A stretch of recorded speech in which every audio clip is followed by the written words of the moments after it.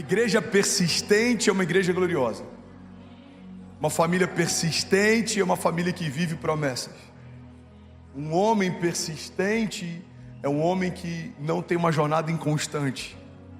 A persistência é algo indispensável para quem quer construir uma história com Deus. Os nossos desafios nem sempre são saber lidar com os topos, mas muitas vezes, Malaquias, o nosso desafio é saber lidar com os vales.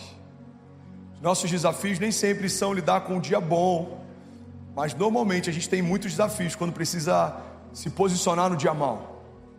Mas eu quero profetizar algo sobre você antes da gente entrar nessa palavra. Você vai dar conta. Você já venceu desafios maiores, você já enfrentou gigantes maiores. E se você está de pé é porque nenhum deles parou você. Eu profetizo em nome de Jesus, você e a sua casa permanecerão aonde o Senhor colocou você. Você recebe isso, diga amém. Fala para alguém perto de você, você vai dar conta. Vamos, fala para alguém, encoraja alguém, dá um sorriso para quem está do seu lado, fala, irmão, você vai dar conta. Eu creio nisso, eu profetizo, o ambiente que testemunhou os seus fracassos vai testemunhar os seus milagres. Você crê nisso? Primeira coisa que eu quero falar sobre persistência é que conceitualmente existe uma diferença gritante entre o que é insistir e o que é persistir. Por mais que às vezes a gente confunda os temas, persistência não tem nada a ver com insistência. Insistência significa forçar uma porta que Deus nunca abriu. Persistência significa permanecer até que Deus cumpra o que Ele prometeu. Insistência significa a gente insistir em um projeto pessoal. Tem muita gente que faliu empresas, que liquidou patrimônios, que perdeu casamentos, que abriu mão de amizades, que desfez alianças. Por quê? Porque está insistindo em algo que Deus nunca te pediu para fazer. A persistência não. A persistência, ela vai te cobrar muitas coisas, mas o preço da persistência nunca vai ser a tua família, a tua pureza, o teu ministério, porque um homem persistente é alguém que está debaixo de uma palavra. E quem caminha debaixo de uma palavra, guarda isso aqui em nome de Jesus, irmão, tem que entender que nenhum sucesso ministerial ou profissional justifica um fracasso familiar. Vou falar isso de novo, alguém vai pegar isso daqui. Nenhum sucesso ministerial justifica um fracasso familiar. Nenhum sucesso profissional justifica um fracasso familiar. Quando a gente não discerne o que estamos persistindo e em que estamos insistindo, a gente pode estar sacrificando a nossa família em prol de algo que a gente acredita que é bom. Mas nem tudo que é bom é para você. Nem tudo que faz sentido é de Deus para você. Muitas vezes a gente está insistindo em algo que faz sentido. Igreja, olha para mim, a igreja de Jesus não se move por aquilo que faz sentido. O sobrenatural nunca fez sentido. Andar sobre as águas não faz sentido. O morto de 4 dias de ressuscitar não faz sentido. A adoração de um povo em volta das muralhas, fazendo com que essa muralha caia, não faz sentido. Um homem construindo uma arca ao longo de décadas para sobreviver a um dilúvio, não faz sentido. Deus pegar alguém que fazia parte de uma família que confeccionava imagens de santos pagãos, de deuses pagãos, e pegar esse homem, tirar do meio da parentela e transformá-lo no herói da fé, no pai da fé, não faz sentido. Pegar alguém como José, que era cativo, e transformá-lo no governador do Egito, não faz sentido. Mas o sobrenatural de Deus se expressa em meio à impossibilidade. Muitas vezes a gente insiste em algo que faz sentido e não persiste em algo que não faz sentido. Mas tudo que Deus vai te chamar para viver sempre vai partir de uma premissa de impossibilidade. O que é natural você faz sozinho, Riley. O que é sobrenatural você só faz com Deus. O que é difícil você faz sozinho. O que é impossível só Deus faz com você. Alguém comigo aqui, diga amém. Insistência é quando forçamos portas. Persistência é quando caminhamos debaixo de uma palavra. André, como discernir? É simples. Você tem uma palavra para fazer o que faz?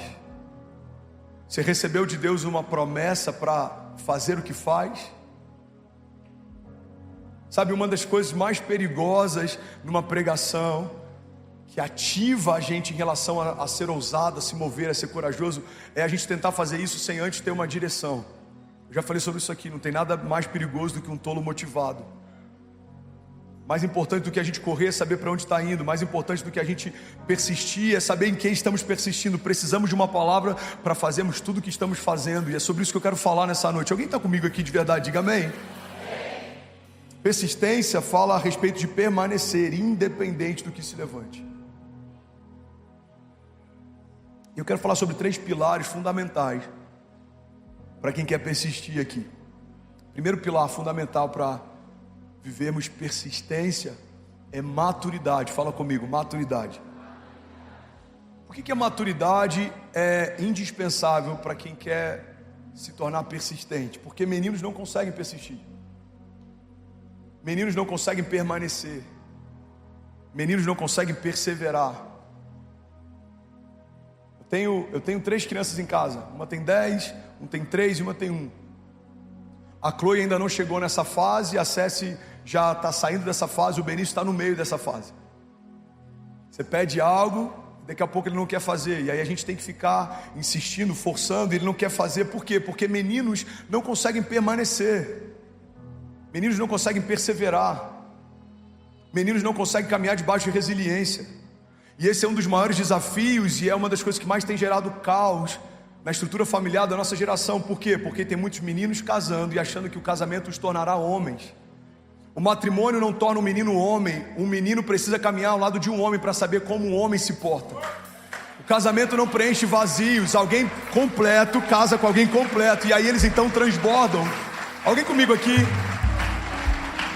Tem muita gente que está se frustrando com o relacionamento porque tem um vazio, casa com alguém que carrega um vazio e acredita que o casamento vai suprir esse vazio. Tem muita gente apaixonada que ama o outro e se divorciou por quê? Porque não conseguiu suprir sua expectativa, mas o outro não vai conseguir suprir algo que só Deus pode suprir. Um homem completo, quando casa com uma mulher completa, existe agora um canal de transbordo. Você está cheio, casou com alguém cheio, vocês vão transbordar, mas não dá para esperar que um indivíduo supra de alguém algo que só o próprio Deus pode suprir. Alguém comigo aqui, diga amém. Então qual que é o desafio de uma geração que tem tantos focos de maturidade? Sociólogos chamam parte da nossa geração de geração Peter Pan. Vivemos na terra do nunca, temos dificuldade em crescer. Com 15 anos eu fui emancipado, com 17 eu saí de casa, nunca mais voltei, com 19 para 20 casei.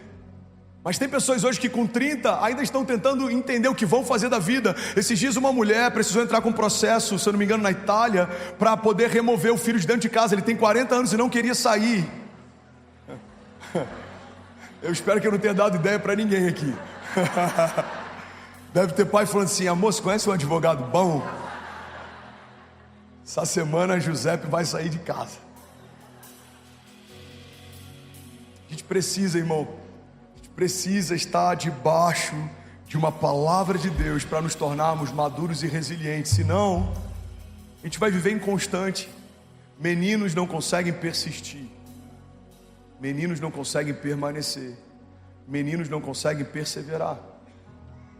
A perseverança é uma arte que a gente adquire ao longo das batalhas, porque Deus sempre seleciona homens marcados para marcar a história. Ele pega Gideão está no meio do lagar, ele pega vários heróis da fé. José, quando é levantado como governador, está liderando dentro do cativeiro. Ele pega João Batista, a voz que clama no deserto. Ele se alimentava de mel silvestre, de gafanhotos, estava no meio do deserto, clamando, estabelecendo um caminho para o Messias. Jesus chama homens ocupados com ofícios. Por quê? Porque Deus sempre vai pegar pessoas que não estão prontas e são improváveis, mas precisam ser comprometidas com algo. Eu não estou pronto para estar onde eu estou, eu não estava pronto para assumir o que o Senhor me fez assumir, mas eu sempre fui comprometido com tudo que Ele me confiou. Quando eu liderava uma célula, um GC, com 15 jovens na garagem da minha casa, aquilo ali tinha de mim, de Kezinha, o mesmo afinco que tem uma igreja com 15 mil pessoas. E esse é um princípio: aquele que é fiel no pouco, sobre o muito será colocado. A gente sempre cuidou de tudo que o Senhor nos confiou, como se aquilo fosse tudo que a gente tinha, porque de fato aquilo que o Senhor te confia é tudo que você tem. Se você for um bom mordomo e for zeloso e permanecer e persistir, o Senhor te confiará mais, Ele aumentará o tamanho da tua bandeja, as coisas que coloca sobre ela, e se você permanecer como bom mordomo, a cada nova estação o Senhor te confiará mais coisas. Por quê? Porque homens governam, meninos não. Meninos fazem o que querem fazer, homens fazem o que têm que fazer. Meninos fazem o que querem fazer, homens fazem o que têm que fazer. A gente viu agora nessa questão entre Palestina e Israel, cidadãos retornando para Israel para poder lutar e defender o seu país. Eu não vou nem entrar nesse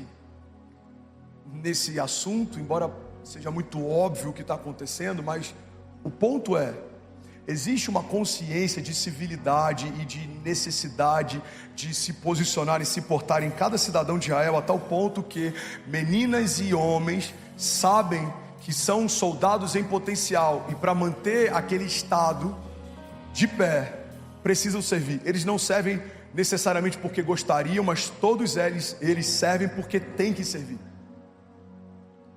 A gente está vendo uma geração que abre mão de chamado, abre mão de ministério, abre mão de qualquer coisa. Por quê? Porque não quer enfrentar o processo. Eu já falei isso aqui, vai ser canal de vida para alguém. Alguém está recebendo algo de Deus aqui nessa noite? Diga amém. Quando você aceita gerar algo, você vai ter que enfrentar obrigatoriamente algum tipo de dor. Ou você vai enfrentar as dores de parto, ou você vai enfrentar as dores do aborto. Tem gente abortando sonhos de Deus, promessas de Deus, abortando casamento, matrimônio, família, promessas. Por quê? Porque o processo dói. Irmão, abortar dói também. A diferença é que as dores de parto passam e você tem uma vida para sempre. As dores do aborto passam, mas você tem culpa para sempre. Eu falei sobre isso semana passada. Uma atriz global que falou algo que me impactou. Eu vi esses dias um Reels dela. Ela falou: há 35 anos atrás eu abortei o meu filho. Hoje o filho que eu matei teria 35 anos de idade. Precisamos ter esse mesmo nível de consciência para as promessas de Deus. Se Deus fez uma promessa e você não está gerando, obrigatoriamente você está sufocando ela. Deus te prometeu algo, Deus te confiou algo, Deus fez promessas para você que elas antecedem a tua existência. Então precisamos permanecer, precisamos persistir para que se cumpra a promessa que o Senhor nos fez. Você não vai ficar inconstante na tua jornada, você não vai ficar batendo cabeça, você não vai ficar andando em círculo. Eu profetizo em nome de Jesus, você vai viver o que Deus te chamou para viver. Você pode declarar isso com autoridade. Diga: eu sou quem Deus diz que eu sou. Diga: eu tenho o que Deus diz que eu tenho, e eu vou viver cada palavra que o Senhor disse que eu viveria. Alguém pode celebrar Jesus aqui nessa noite? Aleluia! Tudo bom? Você acabou de assistir uma mensagem aqui do nosso canal. Eu tenho certeza que ela te edificou e que ela vai gerar algo novo em você. E a gente separou mais 2 vídeos. Eu quero deixar essas indicações aqui para você continuar queimando com Jesus. E eu quero muito te fazer um pedido também. Se essa mensagem te edificou, comenta aqui embaixo, segue o canal, me ajuda a compartilhar para que mais pessoas sejam tocadas também. Deus te abençoe.